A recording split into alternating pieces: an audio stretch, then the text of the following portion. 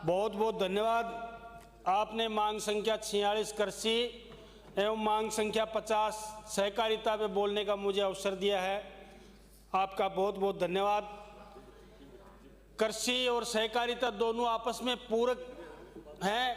कृषि उत्पादन की शक्ति बढ़ाती है और सहकारिता उसका संरक्षण, विपणन और समृद्धि प्रदान करती है। और मैं एक ऐसे क्षेत्र से आता हूं जो जय जवान और जय किसान के नारे को बहुत बखूबी सिद्ध करता है। शेखावाटी क्षेत्र, चूरू, झुंझुनू और सीकर, जहां पे हनुमानगढ़, गंगानगर के बाद में बहुत मजबूती से किसान अपने बेटे को जवान के रूप में सीमा की रक्षा में भेजता है और किसानी बड़ी मजबूती से करता है। मैं समझता हूं किसान, अगर देश की कोई आर्थिक व्यवस्था डिपेंड करती है तो एक किसान पे करती है। हमारे 80 साल के बाद भी आज हम किसान की समृद्धि की चिंता करते आ रहे हैं।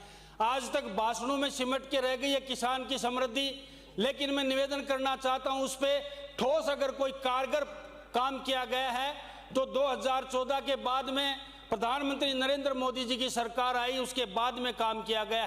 किसान जो अपने परिवार को और अपने बच्चों को 2 नंबर 4 नंबर की कमाई से नहीं पालता है, वो जमीन का सीना चीर के अपने हिस्से की रोटी निकाल के और अपने परिवार को पालता है। किसान पर पूरी अर्थव्यवस्था डिपेंड करती है। जिस तरीके से वायुमंडल से अगर ऑक्सीजन समाप्त हो जाए और देश से, किसी भी देश से अगर किसानी समाप्त हो जाए तो पूरी सृष्टि को खत्म होते और उस देश को खत्म होते कोई भी देर नहीं लगेगी। इसलिए पूरी आर्थिक जो समृद्धि डिपेंड करती है हमारे किसान पे डिपेंड करती है। मैं निवेदन करना चाहता हूं, किसानी और खेती केवल जीवन यापन का साधन नहीं है, ये हमारी संस्कृति है, हिंदुस्तान की संस्कृति है, आत्मनिर्भरता है, हमारे देश की पहचान है।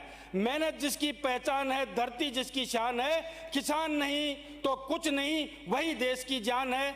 ऐसा मैं निवेदन आप लोगों से करना चाहता हूं सदन के माध्यम से कि किसान को सशक्त कीजिए, किसान के परिवार को सशक्त कीजिए, वो देश अपने आप सशक्त हो जाएगा। मेरा निवेदन है, भारत की आत्मा गांव में बसती है और गांव की आत्मा किसान में बसती है। आज भी बड़ी आबादी प्रत्यक्ष और अप्रत्यक्ष रूप से किसानी पे डिपेंड करती है और किसानी का काम करती है। किसानी एक मेहनत का जरूर विषय है और मैं कई बार पंडितों से और शास्त्रियों से सुनता भी हूं कि किसान को वरदान देके, किसी व्यक्ति को अगर किसान के परिवार में पैदा करता है तो उसको वरदान देके पैदा करता है कि आपको ये वरदान है, जीवन में कभी पूंजीपति नहीं बनोगे, कभी लखपति और अरबपति नहीं बनोगे, सिर्फ अपने परिवार का काम चलाओगे। और ये आज दिन तक ये बात सिद्ध होती आई है। कभी भी किसान अरबपति या लखपति नहीं बनता है, वो सिर्फ परिवार को पालता है और आधी बार उसका अंगूठा, एक बार किसान में उसके हल पे अंगूठा होता है, दूसरे अंगूठे का हाथ साहूकार की बही में होता है। यही आज तक किसान के साथ होता है। मैं निवेदन करता हूं, किसान के बारे में बड़ी बड़ी बातें करने वाले और देश में इतने बरस तक राज करने वालों ने किसान के लिए क्या किया है? किसान के लिए अगर कुछ किया है, जो फसल के टाइम में खाद बीज के लिए साहूकार के यहाँ अंगूठा टेकता था किसान, उस किसान का सम्मान निधि के रूप में 6,000 देके जो हमारे प्रधानमंत्री जी ने किसान का मान सम्मान बढ़ाया। निश्चित रूप से उस मान सम्मान को बढ़ाने का काम यहाँ के मुख्यमंत्री माननीय भजन लाल जी शर्मा ने 6,000 रुपये और बढ़ाकर आज की तारीख में 9,000 करके किसान का मान सम्मान बढ़ाया। निश्चित रूप से देश को और किसान को सशक्ति प्रदान की है।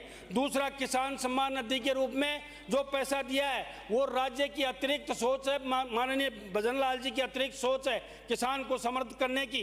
फसल बीमा, मैं कहता हूँ मोटरसाइकिल का बीमा, कार का बीमा, जहाँ तक कि साइकिल का भी बीमा, लेकिन फसल के बीमे जो जीती जागती किसान की फसल थी उसके बीमे के बारे में किसी ने चिंता नहीं की। उसकी चिंता करने वाली भी भारतीय जनता पार्टी की सरकार, नरेंद्र जी मोदी की सरकार है। फसल का कभी ओले से, अतिवृष्टि से, कभी सूखे से तो नुकसान हो जाता था, किसान की फसल का बीमा देके किसान की समृद्धि का काम किया। उसके लिए मैं सदन के माध्यम से धन्यवाद देना चाहता हूं। आप लोगों ने देखा होगा एक इंसान के सारे टेस्ट होते थे, 150 प्रकार के टेस्ट होते हैं, लेकिन पहली बार किसी प्रधानमंत्री ने और किसी पार्टी ने सोचा कि जमीन की मृदा का परीक्षण करके उसमें जो क्वालिटी है उसका परीक्षण करके खेत को सलाह दी जाए और खेती करने वाले किसान को सलाह दी जाए कि इसमें कौन सा बीज बोओगे, कितना कीटनाशक डालोगे। इस तरीके से समृद्धि प्रदान करने का काम किया है। एमएसपी पे खरीद और एमएसपी की लगातार बढ़ोतरी करके किसान की समृद्धि की दिशा में एक और कदम बढ़ाया गया है। जैविक खेती, और आज मैं कहना चाहता हूं हमारा युवा भी खेती की तरफ बढ़ रहा है, स्टार्टअप की तरफ बढ़ रहा है। आज आईआईटीएंस हैं, बड़े बड़े डिग्री होल्डर जो बच्चे हैं, बहुत इंटेलिजेंट इंस्टीट्यूट से निकल के आते हैं, वो भी खेती में नवाचार करने के लिए आपके हमारे देश में अग्रसर हो रहे हैं। जैसे agri processing unit, food packaging और मूल्य संवर्धन में आदि आय दुगनी की जा सकती है। आज कृषि में ड्रोन, सेंसर्स, एग्रीटेक, स्टार्टअप का युग है। युवाओं को खेती से जोड़ना है। अब खेती केवल हल तक सीमित नहीं रही है, खेती तकनीकी से जुड़कर नई दिशा की ओर चल पड़ी है और खेती को सशक्ति प्रदान करने का हर सरकार को, हर गवर्नमेंट को, चाहे वो किसी की भी गवर्नमेंट हो, उनका फर्ज बनता है, धर्म बनता है और कर्म बनता है कि किसान को मजबूत करे। मैं निवेदन करना चाहता हूं, कई सालों से भाषण दिया जाता है, किसान की उन्नति का भाषण दिया जाता है, लेकिन माननीय कहना चाहता हूं किसान हमारे लिए संघर्ष और संकल्प की मिसाल है। बूंद बूंद से खेत सींचे, तपती धूप में जलता है। खेतड़ी का किसान आज भी उम्मीदों पे पलता है, हर जगह का किसान आज भी उम्मीद पे पलता है। आग्रह करता हूं, किसान में इतना मादा है, अगर किसी दुकानदार को या और किसी साहूकार को, किसी बिजनेसमैन को अगर छोटा सा भी घाटा हो जाता है तो मैं समझता हूं वो दिवालिया हो जाता है और डिप्रेशन में आ जाता है। लेकिन किसान पूरी उम्र खेती करता है और कई बार खड़ी फसल भी नष्ट हो जाती है, लेकिन किसान अंदर से इतना मजबूत होता है, वो कभी भी परवाह नहीं करता, फिर उठ खड़ा होता है और अगले 6 महीने की तैयारी में दूसरी फसल के लिए लग जाता है। ऐसे किसान की समृद्धि के बारे में हम लोगों को नहीं, सब लोगों को सोचना चाहिए। मैं शेखावाटी का विशेष रूप से जिक्र करना चाहूंगा। शेखावाटी एक ऐसी, शेखावाटी के लिए एक लाइफ लाइन, जो यमुना जल की बात थी, इंदिरा नहर की बात थी, उसके लिए हमारी सरकार ने जो पहली बार, कई बार इसके शिलान्यास हुए, आज तक पत्थर लगाए गए, बड़े बड़े भाषणों में कहे गए, पहली बार शेखावाटी के लिए 32,000 करोड़ रुपए का एलोकेशन करके जो एक मार्ग प्रशस्त किया है। मैं निश्चित रूप से राजस्थान की वर्तमान सरकार और बजानलाल सरकार को और वित्त मंत्री दिया कुमारी जी को बहुत बहुत साधुवाद और धन्यवाद देना चाहता हूं। जहां कल तक रेत उड़ती थी हवाओं के संग, अब वहां हरियाली होगी। यही है एक राजस्थान का नया रंग। झुंझुनू, चूरू, खेतड़ी, शेखावाटी में स्थायी जो व्यवस्था सिंचाई की मिलेगी, इससे भूजल भी सुधरेगा, इससे किसान को एक फसल, 3 फसल की ओर अग्रसर होना पड़ेगा। एक फसल जहां होती थी वहां 3-3 फसल आप ले सकते हो। ये भी हमारे किसान की मजबूती के लिए कार्य है। पशुपालन और डेयरी को बढ़ावा मिलेगा, पलायन रुकेगा और ग्रामीण व्यवस्था मजबूत होगी। ऐसे में ऐतिहासिक निर्णय के लिए बधाई देना चाहता हूं, सरकार को बधाई देना चाहता हूं। माननीय जो लोग शेखावाटी को सूखे का प्राय छोड़कर गए थे, आज वही प्रश्न पूछ रहे हैं जिन्होंने सपनों छोड़ के गए थे। हमने विकास का नया पन्ना जोड़ा है और निवेदन करता हूं, यह सरकार की घोषणा नहीं, हमारा संकल्प है कि निश्चित रूप से शेखावाटी को किसान आश्वस्त है कि उसको शेखावाटी में यमुना का पानी मिलेगा, खेती के लिए भी पानी मिलेगा और पीने के लिए भी पानी मिलेगा। मैं अब मांग संख्या 50 पर जो सहकारिता से संबंधित है उस पर आना चाहता हूं। माननीय, मैं निवेदन करना चाहता हूं, ये सहकारिता केवल एक विभाग नहीं है, ये विभाग नहीं है, ये एक आर्थिक व्यवस्था की रीढ़ है। सहकारिता, जब किसान, समृद्ध, श्रमिक और छोटे व्यापारी संगठित होंगे तभी आर्थिक ताकत बढ़ेगी। सहकार से ही विकास की राह निकलती है, मिलकर चले तो मंजिल भी आसानी से मिलती है। ऐसा मैं निवेदन करना चाहता हूं। प्रदेश में सहकारी समितियों की जो स्थितियां अब सुधरी हैं, किसान को खाद बीज उपलब्ध कराया गया है, किसान को अल्पकालिक फसल ऋण दिया गया है, समर्थन मूल्य पर खरीद से सहयोग किया और निवेदन करता हूं ग्रामीण व्यवस्था को मजबूती दी। प्राथमिक कृषि सहकारी समितियां, PSCS गांवों में वित्तीय धुरी हैं, इनको भी मजबूत करने का कार्य हमारी सरकार ने किया है। सहकारी बैंकिंग व्यवस्था, जिला सहकारी बैंक और सहकारी सह समिति बैंक को किसानों के समय पर ऋण उपलब्ध कराकर साहूकारों से मुक्ति दिलाने का काम जो किया है वो भी हमारी सरकार ने किया है। सरकार द्वारा ब्याज अनुदान और डिजिटलाइजेशन के माध्यम से पारदर्शिता बढ़ाई गई है। साहूकार के चंगुल से जब किसान निकलता है तब सहकार का असली अर्थ समझ में आता है, क्योंकि व्यक्ति जब साहूकार के कर्ज से निकलता है तो सहकारिता का जो उसको असली बात समझ में आती है, उसी के जीवन में उसको पता लगती है। वरना तो मैं कहना चाहता हूं, हमारे भी खेतड़ी क्षेत्र में भी और अन्य क्षेत्रों में भी दुग्ध की जो स्थिति है, दुग्ध उत्पादन की जो सहकारिता में है, राजस्थान को दुग्ध सहकारी आंदोलन के लाखों परिवारों को आय का स्थायी स्रोत दिया गया है। हमारे भी खेतड़ी के बबाई क्षेत्र में एक बहुत बड़ा दुग्ध डेयरी का एक प्लांट लगा है। मैं आग्रह करना चाहता हूं यहाँ पर मंत्री जी से कि उसकी भी सुध लेकर और उसको भी उसकी जो कैपेसिटी है उसको बढ़ाया जाए। अंत में मेरी दो मांग के इस बात को समाप्त करूंगा। एक तो जसरापुर में कृषि उपज मंडी खुली थी, लेकिन उसमें अभी तक उसका खरीद जो गेहूं की होती है और अन्य अनाज की होती है वो नहीं होती, वो शुरू की जाए। दूसरा एक बहुत बड़ा क्षेत्र है मेहाड़ा, उसमें कृषि महाविद्यालय की स्थापना करके मैं कृषि मंत्री जी से निवेदन करूंगा, कृषि महाविद्यालय की स्थापना करके बच्चों को मौका दिया जाए। इन्हीं शब्दों के साथ मैं अपना कथन समाप्त करता हूं। बहुत बहुत धन्यवाद। कुमारी रीटा चौधरी। धन्यवाद अध्यक्ष महोदय, आपने नियम 50 के अंतर्गत स्थगन प्रस्ताव पर बोलने का मौका दिया। अध्यक्ष महोदय, मैं इस सदन में जिला झुंझुनू के किसानों की पीड़ा रखना चाहती हूँ। वो किसान जो इस देश का पेट पालता है, अपने परिवार का पेट पालता है, वो आज बहुत पीड़ा के अंदर है। झुंझुनू जिले का, विशेषकर मेरे मंडावा विधानसभा, नवलगढ़ विधानसभा और झुंझुनू विधानसभा के। अध्यक्ष महोदय, झुंझुनू जिले से 765 केवी ट्रांसमिशन की लाइनें की 2 योजनाएं चालू हैं अभी वर्तमान के अंदर, और तकरीबन 5 से 6 ऐसी परियोजनाएं हैं जो प्रस्तावित हैं। और इस 765 केवी की लाइनें जो जा रही है खेतों में से, वहाँ पे जो टावर लगाए जा रहे हैं, उन टावर के लिए तो, क्योंकि ये मुद्दा मैंने पहले भी उठाया था, हमारे विभाग ने, ऊर्जा विभाग ने और कंपनी ने जहां जिस खेत के अंदर टावर लग रहा है वहां पर डीएलसी रेट के 400 गुना का मुआवजा देने का उन्होंने हाँ भर ली है। लेकिन अध्यक्ष महोदय, जहां से ट्रांसमिशन की लाइन जा रही है, जिन खेत के ऊपर से जो कॉरिडोर बन रहा है, उसके अंदर मुआवजा केवल डीएलसी रेट का 30% है, जो ऊंट के मुंह में जीरे के समान है। अध्यक्ष महोदय, यहाँ पर मंत्री महोदय भी बैठे हैं, सरकार भी बैठी है। जो लाइनें जा रही है खेत में, वो लाइनें जिस खेत के ऊपर से जा रही है वो जमीन किसी भी काम नहीं आएगी, क्योंकि उसके हवाई करंट हमेशा भय बना रहेगा। और उस लाइन का जो शोर है, बहुत भयावह स्थिति होती है। वो शोर कभी आप सुनना मंत्री महोदय, वहाँ बैठ के आदमी डर जाता है। तो उस लाइन के नीचे न तो कोई मकान बना सकता है, न वहाँ ट्यूबवेल बन सकती है, न वहाँ पे पशु पालन हो सकता है, वो किसी काम की नहीं है। तो मेरा इस सदन में आपके माध्यम से सरकार से निवेदन है कि जो कॉरिडोर 765 ट्रांसमिशन की लाइन जा रही है, उस कॉरिडोर के अंदर भी उन किसानों को डीएलसी रेट का 400 गुना मुआवजा दिया जाए, एकमुश्त मुआवजा दिया जाए, क्योंकि वो अपने परिवार का, उनका मुख्य व्यवसाय खेती होता है, वो अपने परिवार का पेट पालते हैं और हमारे देश के वो अन्नदाता हैं, देश का भी पेट पालते हैं। एक मुश्त उनको मुआवजा देने के बाद उनकी किश्त बांधी जाए, ताकि वो अपने परिवार का, उनका जो जीवन यापन है उसका अच्छे से निर्वहन कर सके। धन्यवाद अध्यक्ष महोदय। श्रीमती। माननीय सभापति महोदय, आपने मुझे मांग संख्या 46, 50 कृषि और सोसाइटी कोऑपरेटिव पे बोलने का अवसर दिया। इसके लिए आपको और मेरे दल को मैं बहुत बहुत धन्यवाद, बधाई और साधुवाद देना चाह रहा हूँ। सभापति महोदय, आज से 600 वर्ष पूर्व रहीमन जी ने एक बहुत महत्वपूर्ण बात कही थी कि रहीमन पानी राखिए, आपको भी पानी याद आ गया। बिन पानी सब सून, पानी गए उबरे न मोती मानस सून।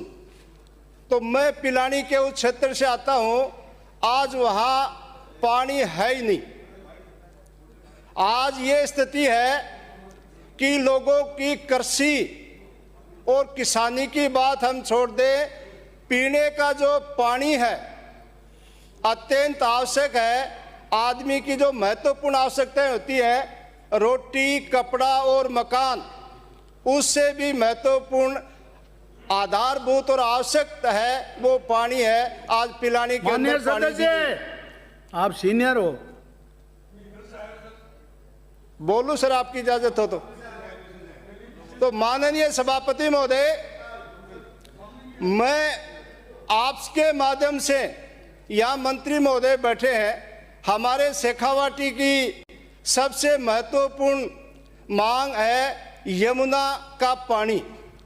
1994 में हमारे शेखावाटी के दिग्गज नेता हुआ करते थे जो 8 बार यहाँ से एमएलए रहे, 5 बार एमपी रहे, 3 बार केंद्र में मंत्री रहे। उन्होंने यमुना का समझौता किया था और उस समझौते को पिछली वर्ष आपने कृषि का लिए जो पानी था उस पानी को कटौती करके केवल पीने के पानी के लिए कर दिया। तो वो मूल समझौता लागू हो तो आपको बहुत बहुत धन्यवाद, लेकिन मुझे आशा नहीं है कि ये मूल समझौता लागू होगा। कम से कम पीने का जो पानी है वो तो पिलानी के अंदर उपलब्ध करवाएं। अभी हमारे पिलानी के अंदर एक लाल चौक है, वहाँ 2.25 वर्ष से किसान यमुना जल के लिए आंदोलन कर रहे हैं। शायद ये राजस्थान का सबसे बड़ा आंदोलन होगा कि लगातार 2.25 साल से किसान आंदोलन कर रहे हैं। जब पानी नहीं होगा, किसान नहीं होगी, खेती नहीं होगी, तो आगे की बात हम क्या करेंगे। लेकिन आपके माध्यम से कह रहा हूं कि जब किसान, हमारे पास पानी नहीं रहा तो केवल प्रकृति की कृपा पे निर्भर रह गया। जब प्रकृति की कृपा होती है, बरसात अच्छी हो जाती है तो हमें फसल हो जाती है, और यदि अच्छी बरसात नहीं तो फसल नहीं होती। अब की बार प्रकृति की बड़ी मौज रही और अच्छी फसल है, लेकिन 2-3 वर्ष पहले भी ये मौज हुई थी प्रकृति की, अच्छा फसल हुई। लेकिन प्रकृति की जब विकृति बिगड़ती है तो वो पीछे तक का निकाल लेती है। किसान के साथ भी ये होता है, 3 साल के अंदर 1 साल तो फसल होती है और 2 साल कभी काल आ जाता है, कभी बाढ़ आ जाती है, कि ये कभी ओला पड़ जाते हैं, कभी कुछ हो जाता है, नुकसान हो जाता है। तो हमारा 3 साल का जो मुआवजा पहले का वो भी बकाया है, तो वो मुआवजा भी दिलाया जाए। और इसके साथ हमारे के अंदर सबसे बड़ी जो समस्या है, अब पानी तो रहा नहीं, उसके विकल्प क्या है उस पर हम विचार कर रहे हैं। तो पिलानी के अंदर जितने किसान हैं वो खेती करें, इसके लिए उनको जो कुंड हैं उन कुंड की स्वीकृति दी जाए। बाकी में तो पानी है, हमारे पानी नहीं है तो कुंड की सीमा नहीं किया जाए। पिलानी के जो भी किसान कुंड के लिए आवेदन करते हैं उनको 100% कुंड सैंक्शन किए जाएं। और इसी के साथ डिग्गी का निर्माण कार्य, डिग्गी के अंदर 90% अनुदान दिया जाता है। और यदि वो अनुदान सीमित मात्रा में नहीं देके जितने किसान उनको देंगे तो निश्चित रूप से वो डिग्गी निर्माण करेंगे और अपनी खेती करके अपने बच्चों को पाल सकेंगे, अपनी आजीविका कर सकेंगे। किसान कभी आज भी अन्नदाता है, पहले भी अन्नदाता था। आपका खुद का पेट भरता है, दूसरों का पेट भरता है, लेकिन आज सबसे खराब हालात है तो क्या कि राजस्थान के किसानों की है और उससे भी ज़्यादा हमारे शेखावाटी के किसानों की है। तो मैं आप लोगों से ये आग्रह करता हूँ कि उस पिलानी के अंदर विशेष ध्यान दें। जब फसल हो जाती है तो हमारे कई प्रकार के उसके अंदर अवरोध आते हैं, फसल नष्ट करने वाले आते हैं, उनमें सबसे बड़े सांड है। अब गौ माता की तो हर आदमी चिंता करता है, सांड की कोई चिंता नहीं करता साहब। वो जहाँ जाता है, जिसको मारता है उसको तो मारता है, जिसको छोड़ता है उसको छोड़ता है। और खेतों के अंदर झुंड के रूप में सांड जाते हैं और किसान ने यदि थोड़ा बहुत फसल की है तो वो उसको तबाह कर देते हैं। न तो वो तारबंदी को देखते हैं, न बिजली का जो झटके का तार लगाते हैं उसको देखते हैं। और एक दिन के अंदर भी किसान 6 महीने के अंदर चला जाता है। रात रात क्या कि जग के वो तैयारी करते हैं, उसकी सुरक्षा करते हैं, 8-10 लोग बैठे रहते हैं, लेकिन इसके बावजूद ही मौका पाके चले जाते हैं और सारी फसल क्या कि खराब कर देते हैं। तो माननीय सभापति महोदय या गोपालन मंत्री बैठे हैं, उनसे मेरा विशेष आग्रह है कि जिस प्रकार से गौओं को गौशालाओं का अनुदान देते हैं और प्रत्येक गाय के हिसाब से देते हैं, तो उनको पाबंद किया जाए कि प्रत्येक गौशाला के अंदर 5% जो सांड है उनको रखना अनिवार्य है। यदि उन सांडों को 5% आप नहीं रखेंगे तो आपको मुआवजा नहीं देंगे, अनुदान नहीं देंगे। तो इससे बहुत बड़ी समस्या का समाधान हो जाएगा। आए दिन लोगों को मारते हैं, कईयों को तो अधमरा करके छोड़ देते हैं, कोई मर जाता है, हॉस्पिटलों में जाते हैं और भयंकर दिक्कत होती है, रात को एक्सीडेंट होते हैं, कई लोग मरते हैं। तो एक तो वो मरने वाली संख्या कम हो जाएगी, एक्सीडेंट की कम हो जाएगी, और गौशाला वालों को 5% ही रखने से 95% तो गायों की मैं भी चिंता करता हूँ, मत करना कभी आपके दिमाग में आ जाए, आपसे ज़्यादा हम चिंता करते हैं। लेकिन 5% सांड आवश्यक रूप से गौशाला के अंदर रखा जाए, जिससे ये समस्या दूर हो और किसानों को कुछ राहत मिल सके। इसके अभी क्या कि फसल मुआवजे की बात बता रहे थे आप, पिछले दिनों 22/9/2025 को भास्कर के अंदर आंकड़े आए थे कि पीएम फसल बीमा योजना की हकीकत, किसान व सरकार ने 28,683 करोड़ रुपए किस्त के दिए, 28,683, और क्लेम मिला 21,184, यानी 70-72% के लगभग क्लेम मिला, और 28-30% के लगभग जो प्रॉफिट था वो कंपनियों ने रख लिया। आप और हम सब जानते हैं, अभी बड़ियों की बात चल रही थी, कोई भी व्यापार करता है उसका कमीशन लगभग 1.5-2% होता है, प्रॉपर्टी का काम करता है उसका भी 1.5-2% होता है, LIC का एजेंट जो कमीशन का धंधा करता है उसका भी 2-3% होता है। तो उस प्रकार से ये जितनी कंपनियां हैं, ये सभापति महोदय आपके माध्यम से मैं मांग करता हूं कि उनका भी प्रतिशत आप फिक्स कर दो कि आप 3% देंगे, 4 देंगे, आप 5 दे दो या 10 दे दो। कम से कम 90% जो किस्त केंद्र सरकार और किसान देते हैं उनका वापस तो भुगतान हो जाएगा। जब भुगतान का समय आता है तो वो क्या करते हैं कि किस प्रकार से इसका पैसा काटा जाए। 1-2 साल के मैं आपको उदाहरण दे देता हूं। 2024 में कृषकों की किस्त जमा हुई 45,867 करोड़, राज्य सरकार ने हिस्सा दिया 1,18,632 करोड़, और केंद्र का हिस्सा 1,18,632 करोड़।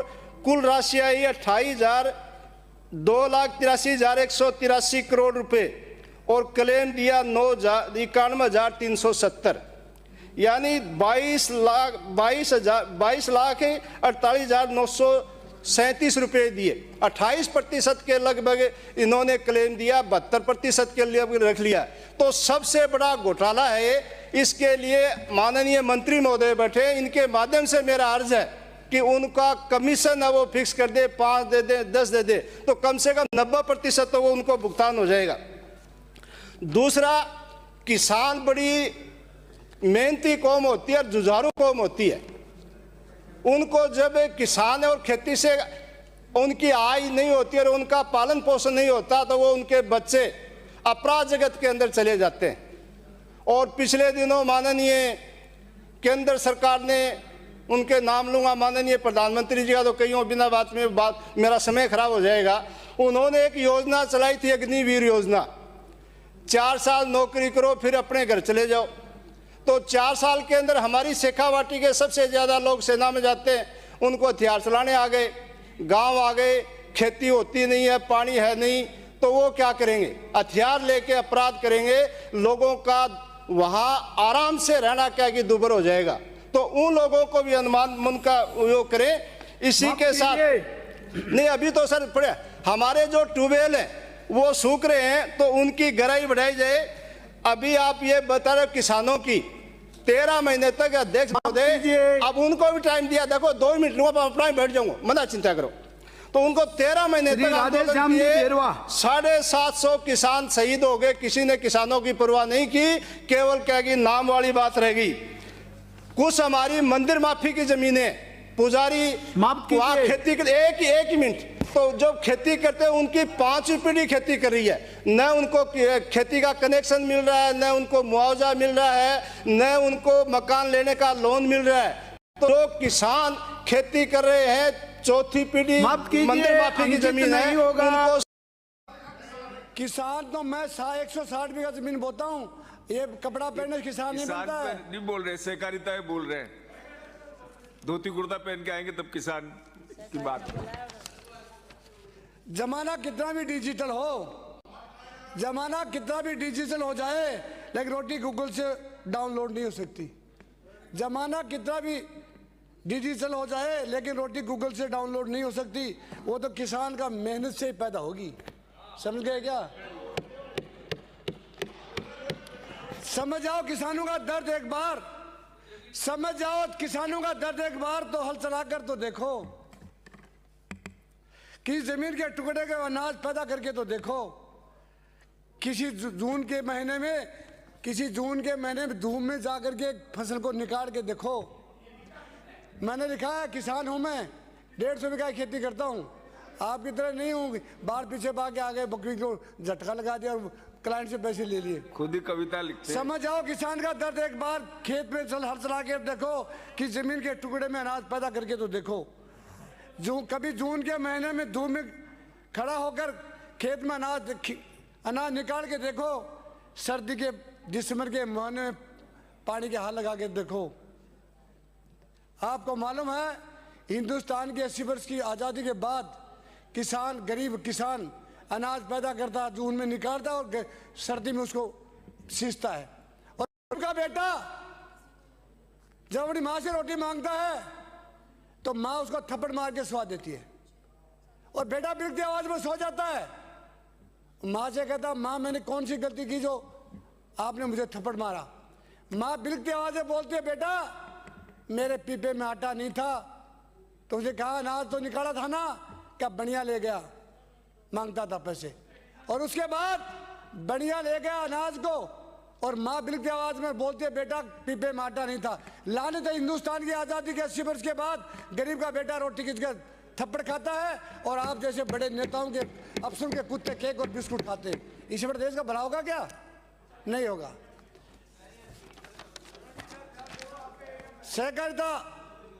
सहकारी मंत्री जी सुने, करबा बाद में करे। सहकारिता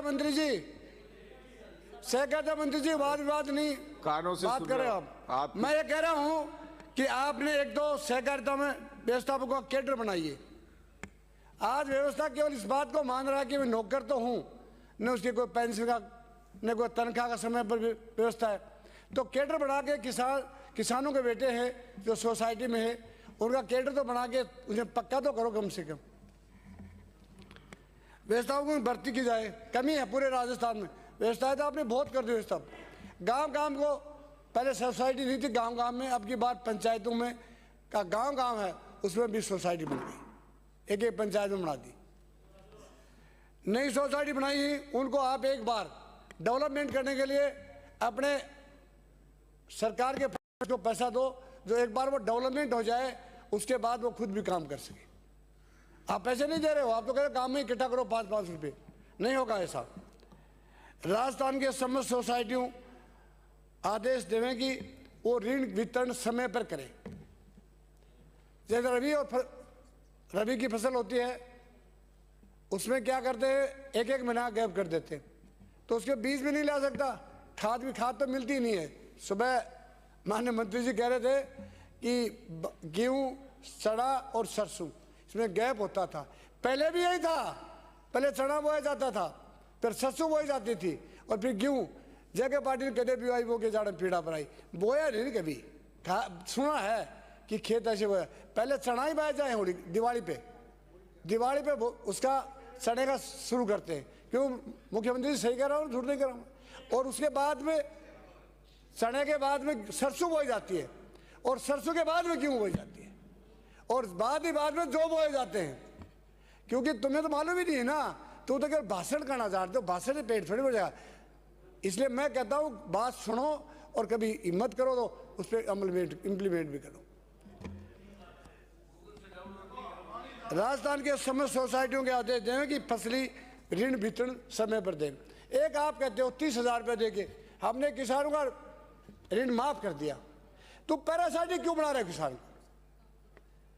उसको ऐसी सोसाइटी बना करके ऐसा उनको काम दो जिससे वो किसान डेवलपमेंट हो सके। 30,000 आपने दे दिया, 30,000 हमारी वाली पार्टी ने माफ कर दिया, 50 अगली दूसरी आएगी उसने कर दिया। क्यों करते हो ऐसा काम?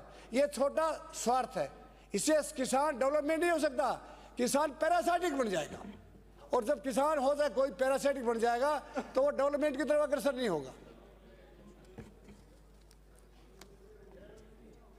एक हमारे झुंझुनू जिले में मंत्री जी, हमारे झुंझुनू में एक दूध की डेयरी खुली थी और वो डेयरी से किसानों को बड़ा फायदा हुआ था, पर वो डेयरी बंद कर दिया आपने। अब डेयरी कम से कम आपको खोलनी चाहिए था, जब आपने खोली थी और किसान का भला चाह रहे थे तो फिर आपको खुली रखनी चाहिए थी। अब वो बंद कर दी। मैं आपसे विनती करूंगा कि वो डेयरी दोबारा चालू करें।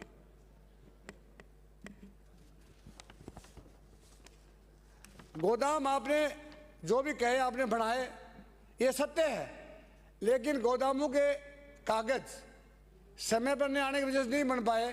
क्या बात करते हैं इनको? थोड़ी बाद में बात कर लेगा, जाओ ना अपनी सीट पे, चाहे जहां भाग चिप जाते हो। मंत्री को फिर छोड़ना चाहिए ना, क्या ज्ञान दे रहे हैं इनको?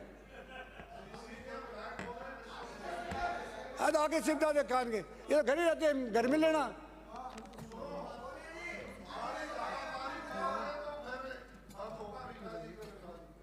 कौन होगा? मैं तो कुछ नहीं जाता हूँ कभी।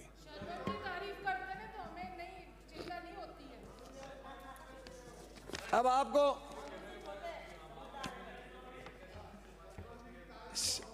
सिर पर पकड़ी, टाइम वेस्ट करते हैं आप, बोलते रहो। सिर पर पकड़ी, कमर पे धोती, कंधे पर हल रखकर चला किसान। बैल आगे आगे, किसान पीछे पीछे, और जमीन धरती का जगह तकदीर। आपको बातें कर रहे हो, आप भी नहीं करो खेती, क्या कब करते हो? तबीयत ठीक नहीं है आपकी, ठीक नहीं करते। अरे आप तो बोलो माननीय श्रवण जी। मैं कह रहा हूँ कृषि के बना रहा हूँ, कृषि पे। कृषि हमारा प्रधान देश है, कृषि के प्रति कोई भी सरकार हो वो उदासीन है, उस पर जागृति नहीं पैदा करते। और किसान आपका पेट भरता है, किसान धरती को चीर करके और गरीब अमीर का पेट भरता है। और वो ही एक ऐसा हिंदुस्तान का धंधा है किसान का जो सबको पेट भरता है। आप देखिए हिंदुस्तान में कितनी बड़ी मध्यांती है, किसान अन्न पैदा करता है और उसके अनाज की बोली बाजार में लगती है खड़े होके, और किसान उसको देखता रहता है और बढ़िया अपने मुंह से बोलता है, वही बोली लगाता है। और एक माचिस बनाने वाली फैक्ट्री में जाके देखिए, उसकी फैक्ट्री के अंदर कोई बढ़ नहीं सकता, और उसकी माचिस में कोई खरीदेगा तो उसको बिल बना के पहले भेजना पड़ेगा। और हमारे किसान को क्या करते हैं, पर्ची बना के देते हैं कि बाबा ये पर्ची ले, तू रख ले। पर्ची 1 महीने 2 महीने 3 महीने बाद में पैसे आते हैं। क्यों? किसान एक गरीब जिसका पैसा अन्न से पैदा करता है, उसकी बेटी भी आती है, उसकी शादी भी होती है, लेकिन वो कहेगा बाबा देना तो दे दे, वरना तेरे को पैसा 3 महीने बाद ही मिलेगा, बड़ी बात करने की जरूरत नहीं है, जाइए यहाँ से। और किसान अपने मुंह की तरफ देख के आ जाता है। और देखिए हमारे किसान टमाटर पैदा करता है और उसका सॉस बनता है फैक्ट्री में जाके, और सॉस की टमाटर बिकता है 10 रुपये किलो, और बढ़िया उसका लेता है 1000 रुपये किलो एक बोतल का, और किसान को जाके दे देता है। वो सॉस किसान के घर में काम आता है, और टमाटर किसान ने पैदा किया था, लेकिन कोई बोलने वाले किसान के पक्ष में। आप देखिए किसान को अगर जाके कहेगा तो वो कहेगा बाबा ऐसा ही होगा, फैक्ट्री में ऐसा ही होता है। फैक्ट्री किसान व्यापारी का नाम बढ़िया है, कोई मैं थोड़ा ना पोक रहा मोल रहा हूँ, थोड़ी कह रहा हूँ। बढ़िया वो है जो माल खरीदता वो बढ़िया है, बढ़िया जाति नहीं है, जाति बढ़िया नहीं है। व्यापार करता वो बढ़िया है, बढ़िया वो है जो व्यापार करता वो बढ़िया है। तो व्यापारी बोलो है। अरे आप व्यापारी बोलो, व्यापारी विलोपित कर दो। जब तक ये दूरी नीति दूर नहीं होगी ना, माननीय मंत्री जी, दूरी नीति अगर नहीं हटाओगे ना, दूरी नीति चले है, किसान के साथ दुर्व्यवहार है और व्यापारी के साथ सद्भावना है। ये तो अमित जी ने सारा किया था। किसने? अमित जी ने कहा कि हमारा वो कर रहे हैं। अमित तो कर ही नहीं सकता है, तो किसान ही आदमी है, अमित नहीं कर सकता ऐसा काम। लेकिन मैं कह रहा हूं, अगर किसान के साथ जो दूरा नीति बना रखी है ना, जब तक ये दूर नहीं होगी तब तक किसान का भला नहीं हो सकता। और यह दुनिया आधे से ज्यादा 70% किसान का बेटे हैं, झोंपड़ी चाहे खेत और खलियान चाहे, लेकिन यहाँ के ठंडी हवा भूल जाते हैं कि मैं किसान को घर पे छोड़ के आया था। मत भूलो, सन्नी वही है जहाँ से तुम आए हो। मत भूलो, यहाँ करके अपनी ये 5 साल का समय है, फिर वही किसान के पास जाना है। आपको डेपुटेशन नहीं कहूँगा, पर मैं ये कहूँगा किसान ने 5 साल के आपको सुन के भेजा है कि मेरा दर्द दुख वहाँ बताना जहाँ मेरी भरा होता है। आप नहीं बता रहे हो, केवल किसान के बारे में मजा ले रहे हो। किसान के मजा मत लो। किसान भी व्यापारी जब भी होगा, व्यापारी सुधर तभी होगा जब किसान सुधर होगा। और किसान के पास अगर कुछ भी नहीं होगा तो बढ़िया क्या खरीदेगा। अब मैं चाहता हूं कि मूलधन को आप पैदा करने वाले को आप पीछे मत फेंको। ये देश का रीढ़ की हड्डी है, और जिस किसान की रीढ़ की हड्डी तोड़ते रहो उसके बाद खड़ा नहीं हो सकता। आदमी के रीढ़ की हड्डी जीवन की सबसे बड़ी स्तंभ है। जिसकी रीढ़ की हड्डी टूट जाती है वो कभी खड़ा नहीं हो सकता। आपने हिंदुस्तान में रीढ़ की हड्डी तोड़ रहे हो किसान की। मैं आज भी कहता हूँ, खाद अब की बार, अभी मंत्री जी सुबह कह रहे खाद अब की बार इसलिए नहीं मिली होगी कि सभी के एक साथ होगी। नहीं, मैं ईमानदार से कह रहा हूँ, एक सोसाइटी के बूथों पे 300, 400, 500 आदमी खड़े रहे और सोसाइटी मिली नहीं। और फिर लोहारू हमारे पास भी लगता है 500 रुपये ब्लैक में लेके आए। सरकार का नियंत्रण नहीं है। आपने निरीक्षण किया, फैक्ट्री को जाकर बंद किया होगा, ये बात सत्य है। अगर शुद्ध माल बनाने वाले को तो बंद मत करो, अशुद्ध माल बनाने वाले को बंद करना ही चाहिए। मैं भी कहता हूं, अगर देश में शुद्धता आ जाएगी तो बीमारी नहीं होगी। मैं आपको बताऊं, मालपुरा में आज से 10 दिन पहले माननीय सभापति मुझे 85 किलो दूध अशुद्ध पकड़ा। हालांकि हमारे सेक्रेटरी साहब ने उसका एक्शन तो लिया, लेकिन मैं ये कहता हूं, जब तक हिंदुस्तान में अशुद्धता करने वाले को, फर्जी माल बेचने वाले को जब तक सजाए मौत नहीं होगी तब तक ये देश का रुकने वाला मामला नहीं है। आज जो बीमारियां बढ़ रही हैं, इसका क्या कारण है? इसका कारण यही तो अशुद्धता खाते हैं। और शुद्ध माल खाने वाले आदमी, पहले बूढ़े लोग, कुछ भी दवाएं नहीं थी, 100 वर्ष तक जिंदे रहते, लेकिन इसमें किसी का ध्यान ही नहीं है। अगर कोई आदमी फैक्ट्री को बंद करके आता सुबह, शाम को उसका पिए जाएगा, साहब का तो उस समय दिमाग खराब था, इसको सेट राइट कर लो। सेट राइट करना बंद कर दोगे जब तक तुम्हारा भला हो जाएगा। सेट राइट नहीं करोगे तब जाके भला होगा। ये कहो कि कर दिया तो कर दिया, डू एंड डाई। जब कोई मंत्री हो, चाहे कोई मुख्यमंत्री हो, जब ये सूद काम में लगने जाएगा ना, डू एंड डाई, कर दिया वो कर दिया, भाग जाए वहां से, तब जाके भला होगा। उसके बाद किसान भी सुदृढ़ हो जाएगा और आप हम भी सुदृढ़ हो जाएंगे। मैं आपसे विनती करूंगा कि हमारे चिड़ावा में एग्रीकल्चर कोर्ट खोला था माननीय अशोक जी ने, एक मंडावा में खोला। अरे बात मत करो हमारे सचेतक महोदय। चिड़ावा में, हमारे चिड़ावा में तो क्या किया, उसको कॉलेज के साल लगा दिया, एजुकेशन कॉलेज का, और लगनी चाहिए यूनिवर्सिटी में। मैं आपको विनती करूंगा कि चिड़ावा से मैं 3 बार जीता, और मेरी वो जन्मस्थली तो है, जहाँ से 3 बार पहली बार जीता, तो उन लोगों की मांग है कि जिस तरह मंडावा की एग्रीकल्चर कॉलेज को यूनिवर्सिटी में दिया है, उस तरह हमारी भी ट्रांसफर करें। हिम्मत कर मंत्री जी है नहीं, ये क्या है सिस्टम? जब तक बैठे पूरा नोट हो रहा है। सब्जेक्ट का मंत्री नहीं है, बैठे अधिकारी बैठे, कहाँ गए? जी कर रहे हैं, सब बैठे हुए। आ तो जाएंगे ना, पर मेरे आने के जाने के बाद आएंगे। क्या सब बात आपका है? रिप्लाई में सब चीजें आएंगी आप सुन ही नहीं रहे।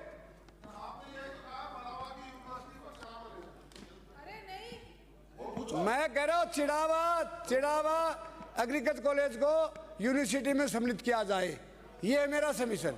ये नहीं है कि मंडावा को हटाया जाए। आप हमें बिठा के मत मारो घर में। इंदिरा जी तो कभी रीटा जी कभी इंटरफेयर करती नहीं, आप ही कर रहे हैं इनको भी। मैं कह रहा हूँ माननीय सभापति महोदय, किसान के प्रति जागृति नहीं है।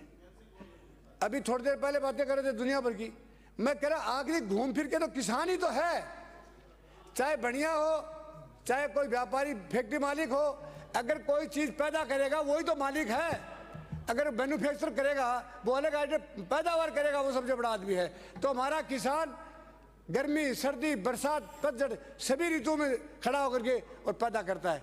और उसके बाद भी उसका बेटा दुखी रहता है, खुद व्यापारी है, उसका छोटा सा व्यापार करने वाला बेटा भी अमेरिका पढ़ता है, और किसान का 200 बीघा खेती करने वाला बेटा भी गांव में पढ़ता है।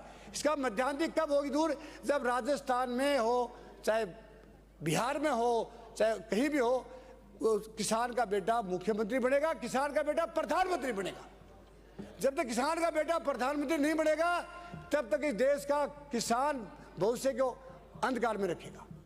मैं चाहता हूं कि हमारे हिंदुस्तान का प्रधानमंत्री किसान का बेटा बने, जो दुख दर्द को जाने और किसान के बारे में पहचाने, और हल चलाया हुआ किसान का बेटा जब दिल्ली में जाके बैठेगा उस दिन किसान का भला होगा। अब की बार हमारे पंजाब में किसानों को दूरा नीति बना करके दुनिया भर के गलत वो बना कर केस, और कितने आदमी 557 आदमी मर गए, पर किसी दिल में दर्द नहीं। किसान का बेटा था, सर्दी को सिर पे ओढ़ रहा था, बरसात को भी सिर पे ओढ़ रहा था, फिर भी किसी के दिल में दर्द नहीं आया। मैं चाहूँगा कि राजस्थान की जनता से अपील करता हूँ कि जब तक किसान का भला नहीं हो सकता, जब तक किसान का बेटा दिल्ली के दरवाजे पर नहीं बैठे, गद्दी पर नहीं, दरवाजे पर नहीं, दरवाजे के बाहर खड़े हम तो अब तो बाहर खड़े हैं माननीय मंत्री जी। जब गद्दी पे बैठेगा ना किसान का बेटा, उस दिन किसान का भला होगा। अगर आपको ये मंजूर है तो सारे लोग ये बात कहना, किसान हमारा सर्वोपरि है, किसान हमारा जीवनदाता है, और किसान हमारा सब कुछ है। मेरा एक सुझाव है, ये सभी विपक्ष के साथी बैठे हैं, ऐसे अनुभवी व्यक्ति को जो लगातार विधानसभा में आ रहा है, इतना अच्छा किसानों के पक्ष में बोलता है, इनको कांग्रेस का प्रदेश अध्यक्ष बनाया जाए। मुझे प्रदेश अध्यक्ष नहीं बनना है, मुझे किसान का बेटा हूँ, किसान का हितैषी बनना है। मैं कह रहा हूँ मंत्री जी, पीड़ पर्वत से भारी होगी, पीड़ पर्वत से भारी होगी, एक और गंगा हिमालय से निकलनी चाहिए। पीड़ पर्वत से भारी होगी, कांग्रेस का प्रदेश अध्यक्ष बनाया जाना चाहिए। ये समर्थन, आप मेरे दुश्मनों के मित्र हो, मैं कह रहा हूँ मेरे दुश्मन मित्र हैं। पीड़ पर्वत से भारी हो गई, एक और गंगा हिमालय से निकलनी चाहिए।